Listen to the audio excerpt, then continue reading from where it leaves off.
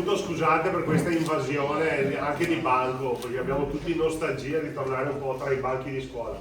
Però innanzitutto volevamo ringraziarvi per la pazienza, perché voi avete sopportato, no, il trasloco al Turazza e poi il nuovo trasloco qui, però volevamo anche spiegarvi che l'abbiamo fatto per riconsegnarvi una scuola, le Stefanini, che è una scuola ENZEB, si dice adesso tecnicamente, che ha consumo energetico praticamente zero. Sappiate che il risparmio energetico che la nuova scuola ci consegna equivale alla piantumazione di 1200 alberi all'anno. Pensate quanto consumava e quanto inquinava la vecchia scuola.